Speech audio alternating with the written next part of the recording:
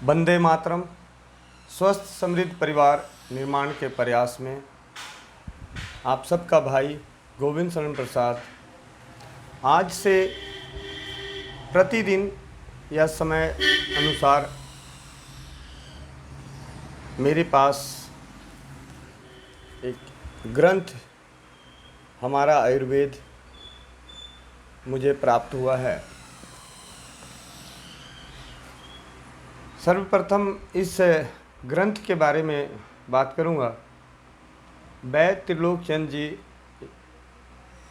सन 2019-20 के आसपास की बात है,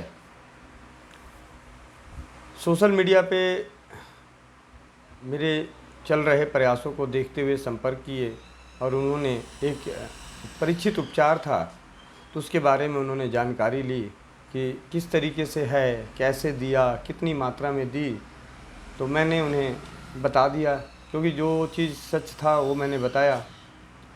उसके कुछ महीनों बाद उन्होंने एक किताब की भेजे कि मैं किताब लिख रहा हूँ, उस किताब में इस आपके उपाय को, उपचार को डालने वाला हूँ। वो पुस्तक प्रिंट हुई। वैद्य त्रिलोकचंद जी का पुनः फ़ोन आया कि आपको मैं वो पुस्तक देना चाहता हूँ, तो आप कहाँ रहते हैं, रोहिणी में या जो भी। तो इस तरीके से रोहिणी तक किताब पहुँची, लेकिन मैं अपने व्यस्तता भरे जीवन में उस किताब को, उस ग्रंथ से वंचित रह गया। 2022 में पिछले महीने, कुछ महीने पहले, आज एग्जैक्ट तारीख याद नहीं है, मेरे पास पुनः व्हाट्सएप पे मैसेज आया कि मैं वैद्य त्रिलोकचंद जी आपसे मिलना चाहता हूँ, आपके कार्यों को देख के मिलना चाहता हूँ। मेरी उम्र 82 वर्ष है, तो आप कृपया अपना पता दें। सुबह का समय था, व्हाट्सएप पे वो मैसेज देखा तो एक भारतीय और एक सुपुत्र होने के नाते, एक अच्छा इंसान होने के नाते 82 वर्ष के बुजुर्ग दादा तुल्य को मैं ये तकलीफ़ नहीं देना चाहा। मैंने उनसे पूछा, उसमें लिखा हुआ था कि फरीदाबाद, तो मुझे दिल्ली में रहता हूँ और फरीदाबाद रहते हैं, तो मैंने उनको उसी वक्त बोला आपको कष्ट करने की ज़रूरत नहीं है, आप अपना एड्रेस दें, मैं आपके पास आता हूँ। उन्होंने एड्रेस दिया। 7:30 बजे की बात है। 10:30 बजे मैं फरीदाबाद जाने का फ़ैसला लिया। फरीदाबाद के लिए निकला ही कि रास्ते में उसी दिन हमारे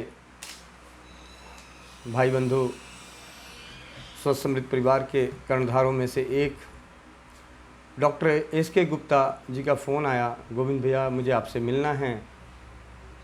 मैंने कहा जी मैं तो अभी वैद्य त्रिलोकचंद जी के पास जा रहा हूँ फरीदाबाद में, तो अगले दिन हम मिलते हैं। और बातों बातों में उन्हें बताया कि उन्होंने एक किताब लिखी है, ग्रंथ लिखा है हमारा आयुर्वेद, वो किताब मैं लेने भी जा रहा हूँ और उनसे आशीर्वाद लेने जा रहा हूँ। उन्होंने मुझे बोला कि एक किताब आप मेरे लिए भी ले लीजिएगा। मैं उनके घर पहुँचा। फरीदाबाद उतरने के बाद फरीदाबाद में हमारे साथ आप जैसे भाई बहनों के साथ एक भाई बहन थी, निधि दीदी, जो एनडीएमसी में टीचर हैं। उनको फ़ोन किया, दीदी आज मैं फ़रीदाबाद आ रहा हूँ। तो उन्होंने कहा कि ज़रूर आप आइए, मैं आपको साथ मिलती हूँ। और साथ में तो मैं फ़रीदाबाद में दीदी आई, दीदी के साथ और मैं और दीदी दोनों वैद्य जी के घर पहुँचे। वहाँ से वैद्य जी के बारे में जानकारी मिली, किताब मिला, ग्रंथ मिली, बहुत सारी बातें जानी। आपने कोई अन्य वीडियो इस पे डले हुए हैं जब हम दूसरी बार गए थे। तो खैर मुलाकात हो गई, आशीर्वाद मिला, मैं किताब लेकर आ गया। एक किताब मुझे उपहार स्वरूप मिली थी और एक किताब की हमने उनकी जो सेवा राशि थी, सहयोग राशि 1850 रुपये, वो मैंने उन्हें देकर आ गया, जो एस.के. गुप्ता जी के लिए किताब लाया था। पहुंचा, शाम को फ़ोन आया एस.के. गुप्ता जी का कि भैया किताब ले लिए। मैंने कहा हाँ जी ले लिया। अगले दिन इसके गुप्ता जी सेंटर पे आ गए, स्वस्थ समृद्ध परिवार निर्माण केंद्र के सेंटर पे, और उन्होंने काफ़ी सारी हमारी आपस में बातचीत हुई। उसके बाद किताब लेकर गए। अगले दिन सुबह 6:30-7 बजे के आसपास की बात है, गुप्ता जी का फ़ोन आया कि गोविंद भैया, आपने तो ऐसी चीज़ हमें दे दी जिसे मतलब छोड़ने का मन नहीं कर रहा है। उन्होंने जिज्ञासा जाहिर करी कि वैद्य जी से मिलना है। मैंने कहा जी मैं बात करते हैं, मुलाकात करते हैं। फिर भी मेरे पास समय का अभाव था, झूठ नहीं बोलूँगा।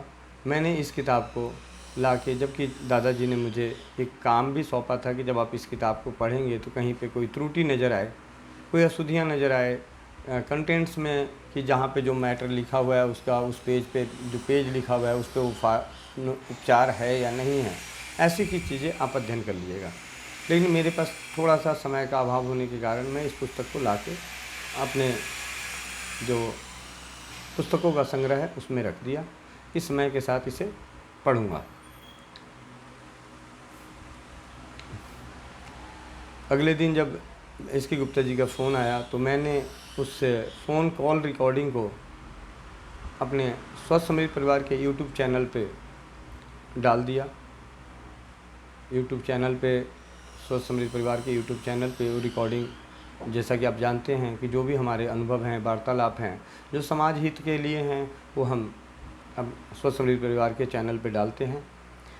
तो उसको सुनने के बाद कई सारे भाई बंधुओं की इच्छा जाहिर हुई कि हमारा आयुर्वेद हमें चाहिए।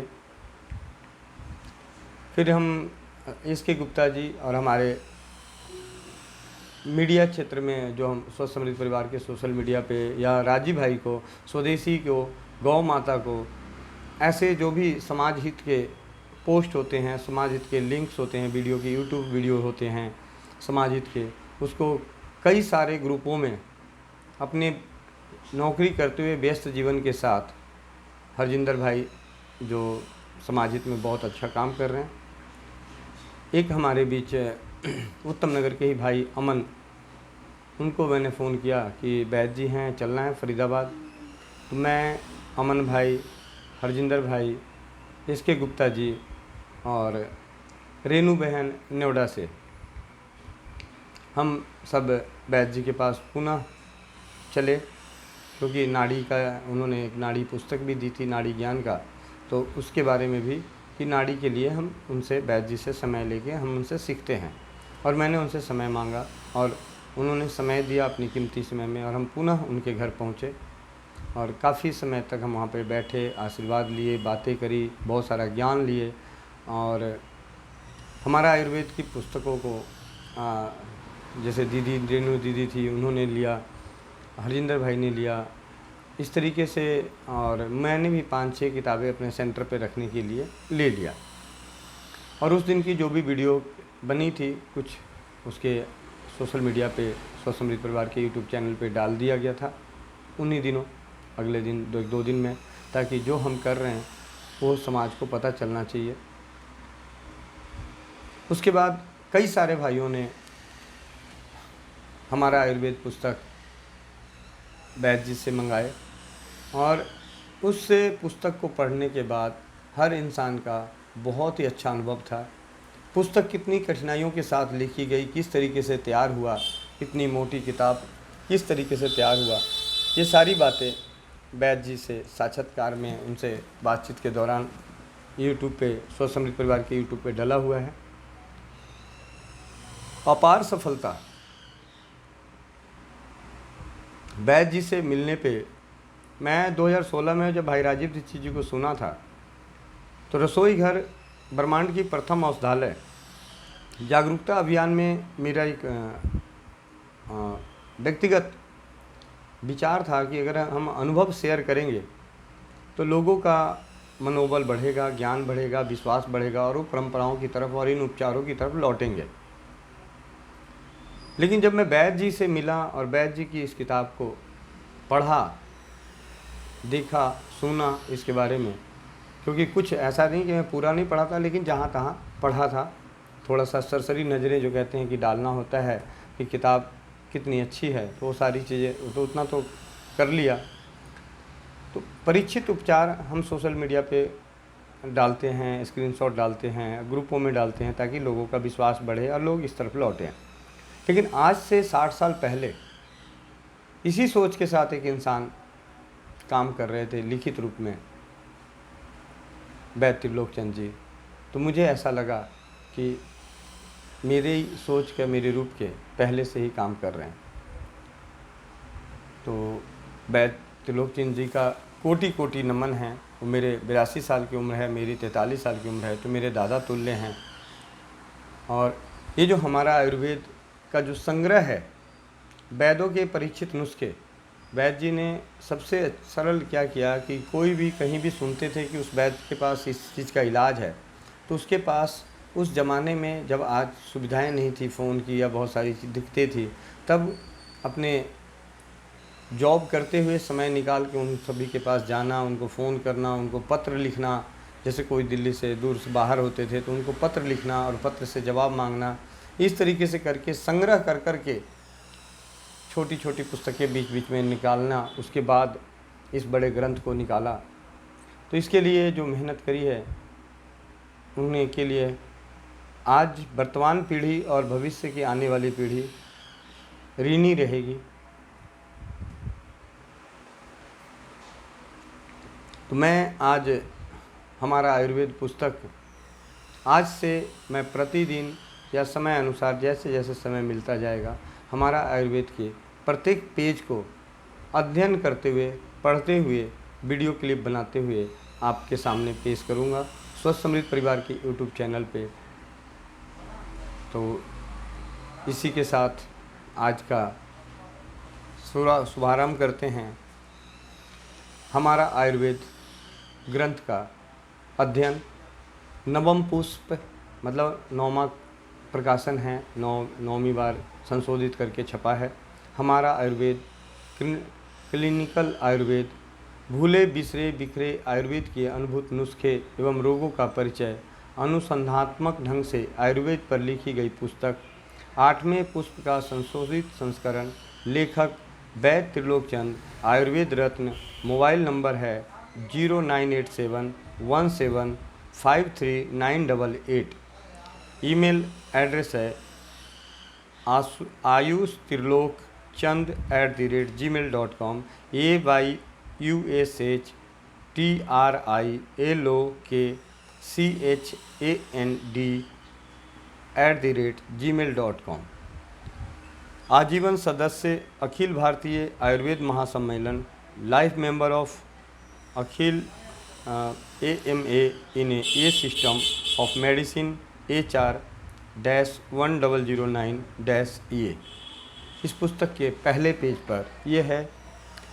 दूसरे पेज पर नवम पुष्प, हमारा आयुर्वेद, भूले बिसरे बिखरे आयुर्वेद अनुभूत नुस्खे एवं रोगों का परिचय, लेखक वैद्य त्रिलोकचंद, लेखक एवं स्वयं प्रकाशक, फ्लैट नंबर 708, टावर D2, समरपालम, सेक्टर 86, फरीदाबाद, हरियाणा। कंप्यूटर में टाइपिंग एवं setting Harish laser graphic B387, Nehru ground, Faridabad. Mobile number 9811093922। वैद्य त्रिलोकचंद एवं स्वर्गीय श्याम सुंदर शर्मा साक्षी, मुद्रक GS ऑफसेट, दिल्ली। 8वें पुष्प का संशोधित संस्करण, दिसंबर 2020। प्रतियाँ 500 छपी थी, मूल्य 2500 रुपया। संपादन डॉक्टर कुलदीप राज ने 7वें एवं 8वें पुष्प में कंप्यूटर में सेटिंग एवं डिजाइनिंग किया। डॉक्टर कुलदीप राज, साधनगर, पालम कॉलोनी, नई दिल्ली। मोबाइल नंबर है 0976161738 ईमेल एड्रेस है kuldeepraj1976@gmail.com और ISBN नंबर है 978935077739। सर्वाधिकार लेखक के अधीन सुरक्षित है। तीसरे पेज पर आते हैं, कृपया ध्यान से पढ़ें। पुस्तक में प्रकाशित स्वास्थ्य के संबंधित जानकारी, उपचार नुस्खे आयुर्वेदा अनुसार है। तथा बतलाई गई दवाइयों का जड़ी बूटियों के प्रयोग के अधिकतर बतलाए गए लोगों के द्वारा अनुभूत हैं तथा विभिन्न व्यक्तियों, वैद्यों एवं लेखक द्वारा समय समय पर अनुभव की कसौटी पर कसे होने के कारण निरापद है। फिर भी शास्त्रोक्त औषधियाँ किसी चिकित्सक के परामर्श से लें ताकि दवाइयों की सही मात्रा की जानकारी पाठकों को हो सके तथा रोगी को पूर्ण लाभ भी हो। इसी प्रकार पुस्तक में दी गई जड़ी बूटियों के प्रयोग से पूर्व उस बूटी की जानकारी भी किसी जानकार व्यक्ति से करवाने के बाद ही प्रयोग में लाएं। किसी त्रुटि के कारण किसी व्यक्ति को प्रकाशित नुस्खों से पूर्ण लाभ ना होने या गलत प्रयोग के कारण होने वाली हानि के लिए लेखक या प्रकाशक किसी भी स्थिति के लिए उत्तरदायी नहीं होगा। इसी के साथ यह बतलाना भी आवश्यक है कि प्रयोग के समय लेखक ने जिस फार्मेसी की दवाई को कारगर पाया है उस फार्मेसी का केवल नाम लिखा है, उसके पीछे उस फार्मेसी का प्रचार प्रसार का उद्देश्य कतई नहीं है।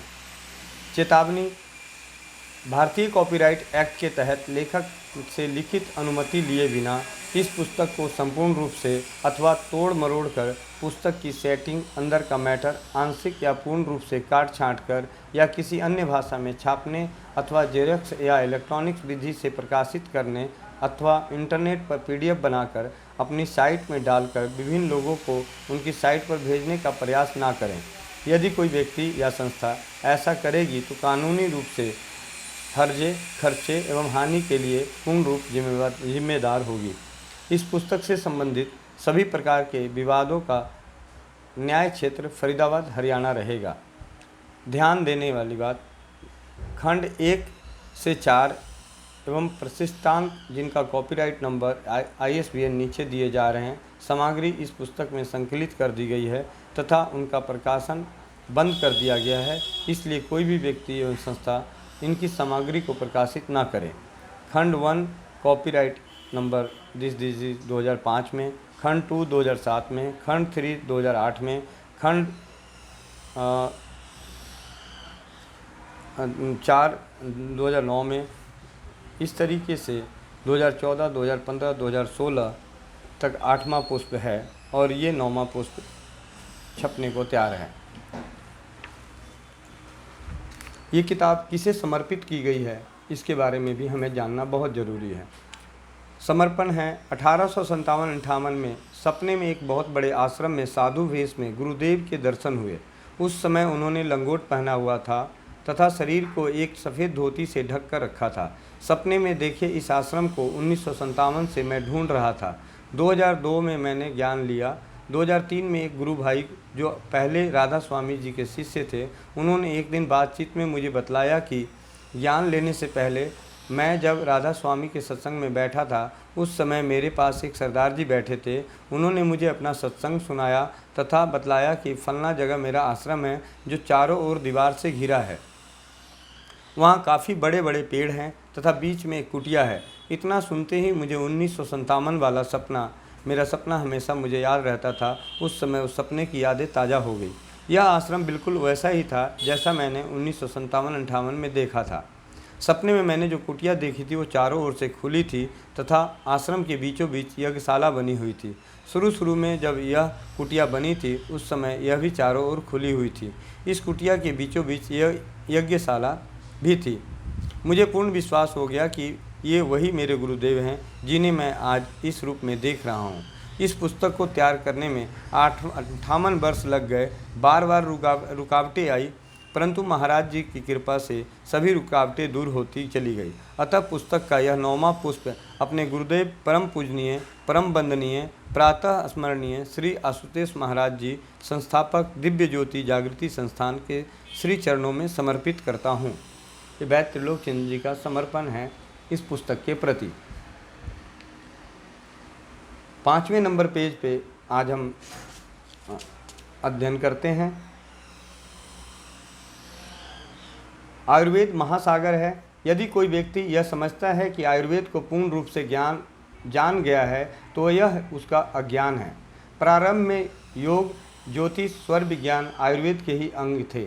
हमारे शास्त्रों में लगभग 10,000 से भी अधिक योग हैं जिनके पीछे हजारों वर्षों का परीक्षण एवं अनुभव छुपा है।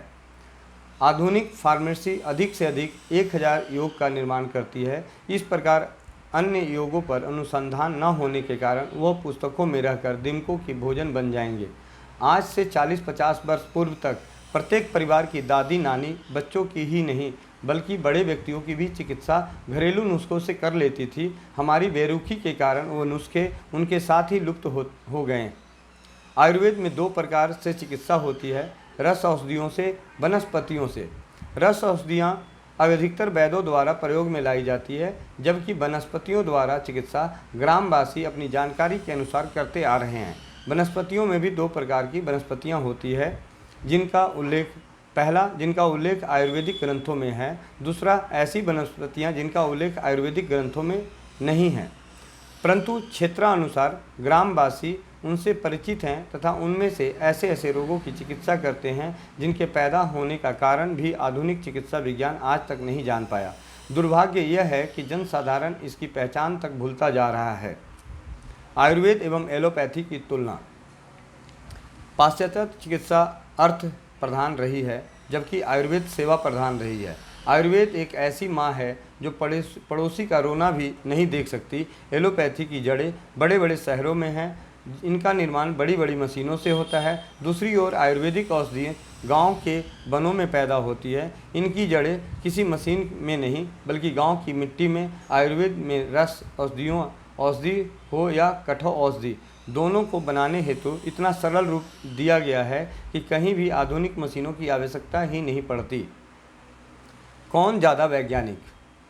अंग्रेज आयुर्वेद को गड़ेड़ियों, भेड़ बकरी चराने वाले का ज्ञान मानते थे। उन्होंने इसे कभी भी विज्ञान नहीं माना, जबकि आयुर्वेद ऐसा सूक्ष्म एवं महान विज्ञान है जिसके सामने कोई भी चिकित्सा नहीं ठहरती सिवाय यूनानी चिकित्सा के। आयुर्वेद के अनुसार वात पित्त कफ शरीर को धारण करते हैं। इनका संतुलन बिगड़ने पर मानव शरीर बीमार हो जाता है। ऐसी स्थिति में सही चिकित्सा है दोषों को समान स्थिति में लाना। आयुर्वेद की दूसरी विशेषता है कि वह आहार विहार पर पूर्ण ध्यान देता है। आहार विहार औषध तीनों मिलकर असामान्य दोषों को समान बनाने में योग देते हैं। आयुर्वेद कितना वैज्ञानिक है हम आगे देखते हैं। आयुर्वेद में जितनी भी वनो औषधि है उन सब में प्रधान रस कौन सा है, अनुरस क्या है, उसमें किसी भी अंश में उपलब्ध होने वाले कौन कौन से रस हैं, इसका पूर्ण विवरण आयुर्वेद शास्त्रों में उपलब्ध है। यहाँ तक कि खनिज और धातुओं के रसों का भी विवरण मिलता है। यह जो इतना सूक्ष्म निर्णय, क्या यह अवैज्ञानिक है? आयुर्वेदिक ग्रंथों में सब द्रव्यों में उनकी तासीर वीर्य जो सैकड़ों वर्ष पूर्व निर्धारित किए गए थे वो आज भी वैसे ही हैं, उनमें आज तक कोई परिवर्तन नहीं हुआ। फिर यह पद्धति अवैज्ञानिक कैसे हुई? दूसरी ओर एलोपैथी जो पूर्ण वैज्ञानिक बतलाई जाती है उसमें तासीर या वीर्य जैसा कोई तत्व मान्य नहीं है। खाए हुए द्रव्य का जठराग्नि द्वारा पाचन कर लेने के बाद उसका रूप कैसा होता है, इसका वर्णन भी केवल आयुर्वेद में ही मिलता है, एलोपैथी में नहीं। रसों की संख्या 6 बतलाई गई है, परंतु जठराग्नि द्वारा द्रव्यों को पाचन कर लेने पर मधुर, अम्ल, कटु 3 ही रस रह जाते हैं। यह केवल आयुर्वेद की ही खोज है। एलोपैथी आज इस सूक्ष्म भेद को समझ नहीं पाई। आप स्वयं सोचें, दोनों में से कौन ज़्यादा वैज्ञानिक है? द्रव्य के कुछ ऐसे कार्य भी मिलते हैं जिनका निर्णय नहीं लिया जा सकता। इसे आयुर्वेद ने प्रभाव का नाम दिया है तथा इसका निर्णय भी केवल आयुर्वेद ने ही किया, किसी और पैथी ने नहीं। फिर चिकित्सा क्षेत्र में इसे महान विज्ञान क्यों न माना जाए? आयुर्वेद का निदान देखिए, तीनों अंगुलियों को हाथ पर रखिए और रोग पकड़ लीजिए। न ज़रूरत है एक्सरे की, न ईसीजी की, न खून निकालने की। आज ऐसे वैद्य बहुत कम मिलते हैं जो नाड़ी देखकर रोगी का जीवन दान दे सकते हैं। कोई भी मशीन यह नहीं बतलाती कि किस रोगी को गाय, भैंस, बकरी में से किस पशु का दूध कब देना चाहिए, कब नहीं। इसका निर्णय केवल आयुर्वेद ही करता है। माँ का दूध हल्का है या भारी, इसकी पहचान किसी यंत्र से नहीं की जा सकती। अभी भी कई डॉक्टर माँ का दूध बंद करवा देते हैं। केवल आयुर्वेद ही हल्के एवं भारी दूध की पहचान बतलाता है। यह विधि भी कितनी आसान है, आइए देखें। शीशे के गिलास में पानी भर लें, जब पानी स्थिर हो जाए तब माँ का दूध उस पानी के गिलास के किनारे से डालें। यदि दूध भारी होगा तो पानी के तल में जाकर बैठ जाएगा, हल्का होने पर पानी में घुल जाएगा। है ना कितना आसान, ना किसी मशीन की ज़रूरत, ना कोई खर्चा। इसी प्रकार रोगों की पहचान की बहुत आसान विधि है नाड़ी विज्ञान एवं मूत्र से रोगों की पहचान। इन विधियों में भी न किसी यंत्र की आवश्यकता होती है, ना कोई खर्च आता है। तो आज हमारा आयुर्वेद ग्रंथ के अध्ययन का पहला विराम है। इसी प्रकार प्रतिदिन मैं आपका भाई गोविंद शरण प्रसाद हमारा आयुर्वेद ग्रंथ 2000 प्रतिदिन अध्ययन करते हुए आप सभी के समक्ष रखूँगा। जिन्हें भी हमारा आयुर्वेद प्रत्यक्ष रूप में प्राप्त करना हो तो उसके लिए वैद्य त्रिलोक चंद जी से संपर्क कर सकते हैं। वैद्य त्रिलोक चंद जी का नंबर मैं पुनः बता देता हूँ, 0987-175-3988। पुनः बना देता हूँ, 9871753988। मैं आप सभी का भाई स्वस्थ समृद्ध परिवार निर्माण के प्रयास में रसोई घर ब्रह्मांड की प्रथम औषधालय जागरूकता अभियान में आप सभी से विनती है कि आप अपने अनुभव, मार्गदर्शन, सहयोग, आशीर्वाद बनाए रखें और ज़्यादा से ज़्यादा अपने समाज को, अपने परिवार को अप्राकृतिक औषधियों से बचाएं। वंदे मातरम। जय हिंद, जय भारत, जय राज्यवाद।